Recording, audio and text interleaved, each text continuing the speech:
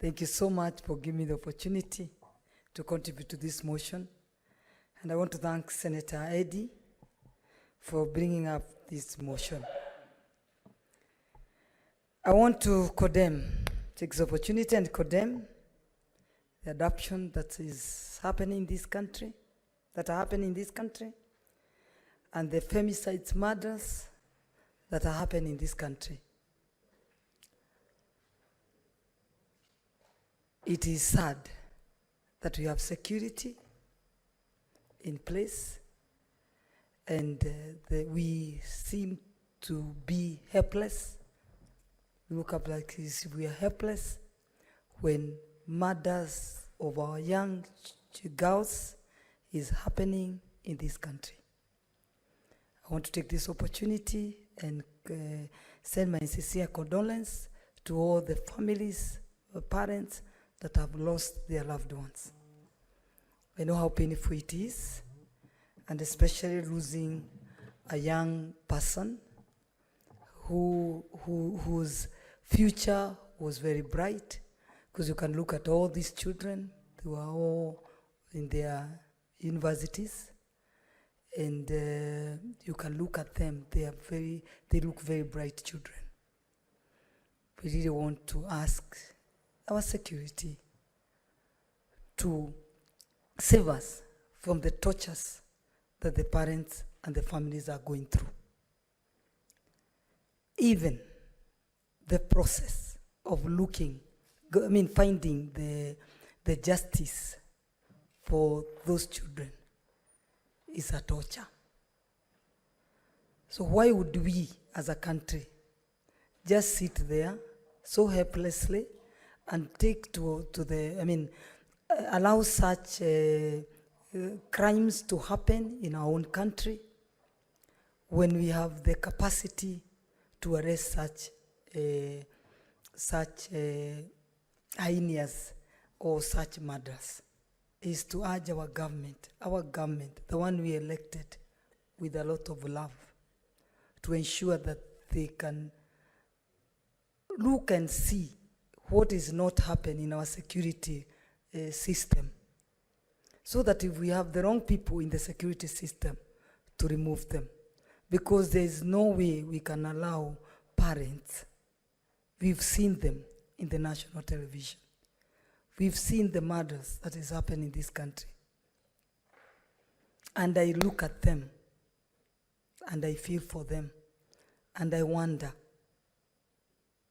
even the process for them even to try and start looking for the justice for their children, how it tortures somebody. And what we can only pray for is to pray to God to give them strength so that they can be able to fight for their justices. Because even in the courts, trying to go to the courts to look for the justices, that is what I know. It is the most tedious process that a parent can go through or a family member can be taken to. So ours is only, how can it be prevented? I don't think there is much that we as senators we can ask, is on how it can be prevented. We cannot sit down now here and watch when such murders is happening to our children, and we just continue allowing this. I think we as women, it will come a point now where we'll lay down our tools and say, now I think we need to stand for the rights for women, and especially our young women.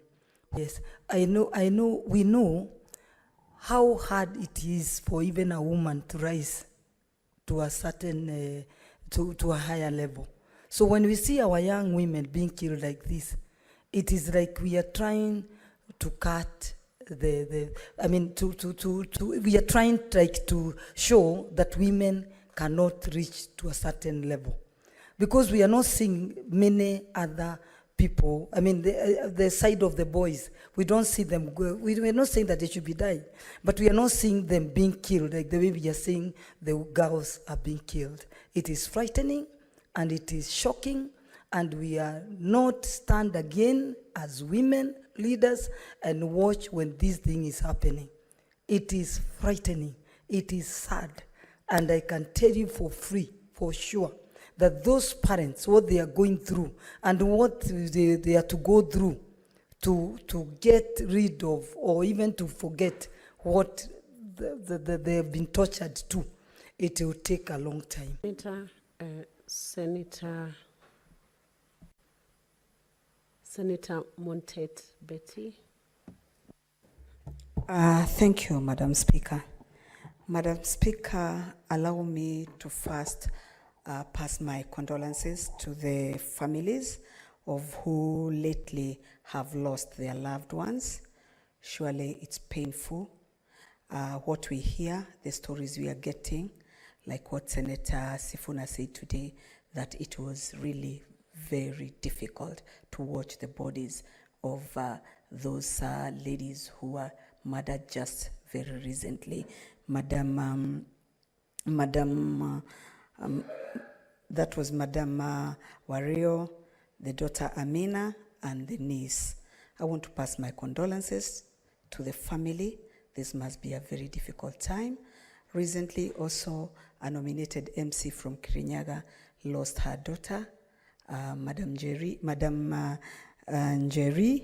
lost her daughter Seth, and also what is in the news lately, the murder of the Wells Fargo HR boss, Willis. I pass my condolences to the families. May their souls rest in peace. Madam Speaker, I think this is something which the whole nation has to tackle. I believe as much as these people are criminals, these are issues which maybe churches and mosques should be encouraged to talk about, so that Kenyans can also now try and have some sense and some respect for life.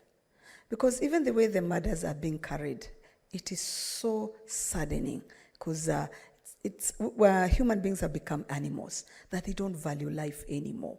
What we are seeing every day.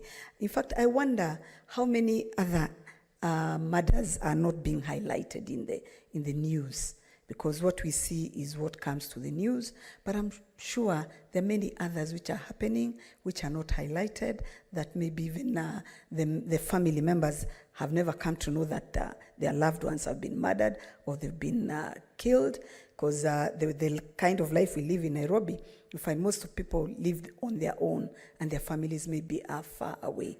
So sometimes by the time you come to realize that your kin is missing, it could take time. So, Madam Speaker, this is an issue as the police should be told that they have to up the game. I think also the society should be something we should have a discussion as a society in this nation, because this thing is now getting out of hand. Every day, every week, what we hear, sometimes sometimes back, I had a senator say that it's so disheartening to watch news, because anytime you are watching news on our local televisions, what you see is murders here and there, that a body was found, somebody has been murdered, somebody is missing, somebody has been abducted, and then by the time they are found, they are dead. So this is an issue of national importance, something which should be discussed in all sectors by all the arms of government. Let's come together. Let's see what is happening. Let's see what we can do to improve. Whether it is the police, let's discuss and see what can be done.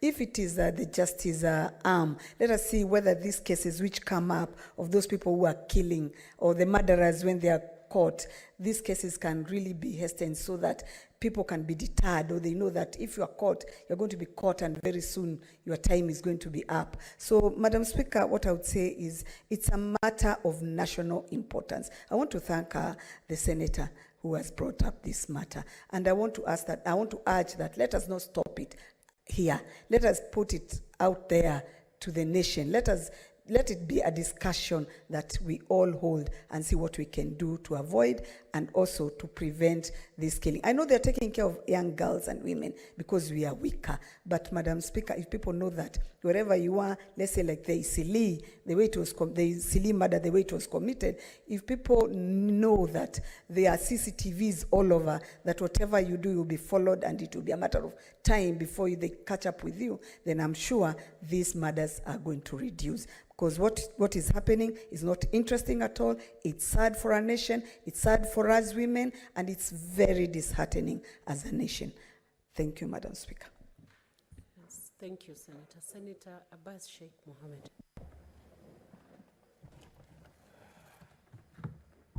Thank you, Honorable Speaker. Honorable Speaker, I think I want to thank Senator Eddy for bringing this issue, because this is actually a matter, very weighty, that needs attention of everybody in this country.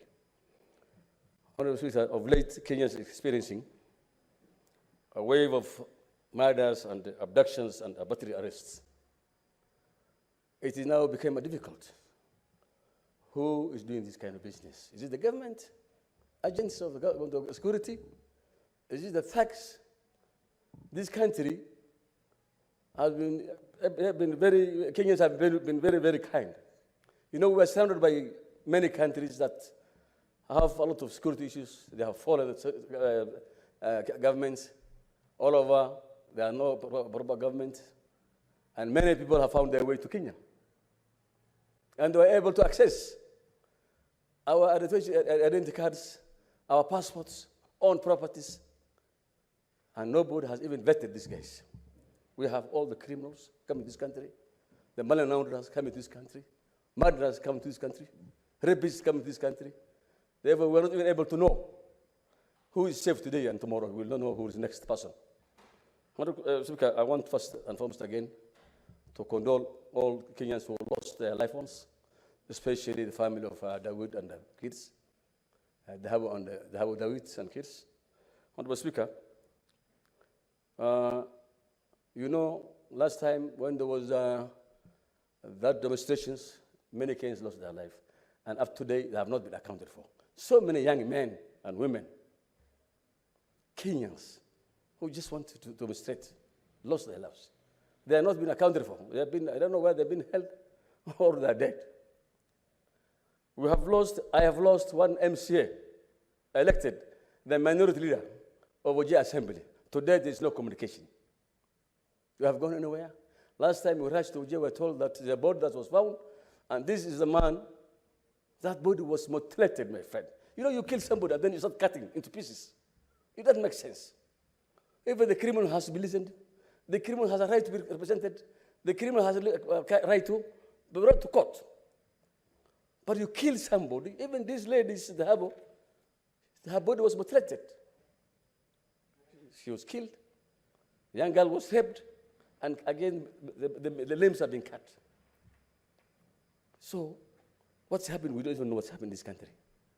Because the criminals are hiding. Because, you know, if we have arbitrary arrest of people, abductions, extrajudicial killing, then you don't know who is the criminal and who is the government representative or the agents.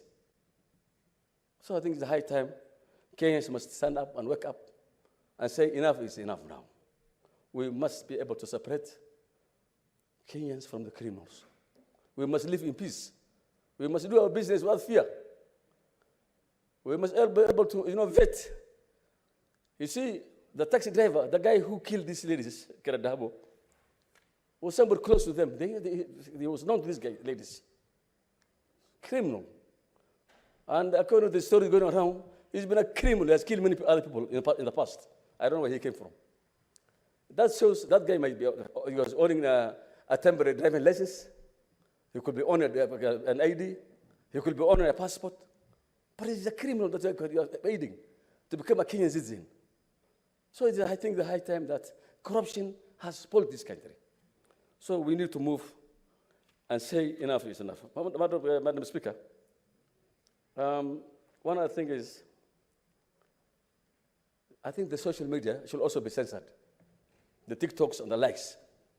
Because this is why the criminals are learning from a lot of funny things. Because what is happening today is not normal. The murders and killings, raping.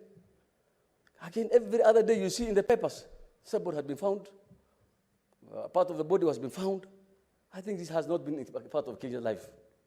And therefore, Honorable Madam Speaker, the loss of the Habo Dawood and her daughter, Nasibo, and her niece, Amina Abdurrashid, and the rest of Kenyans who are missing is actually unacceptable.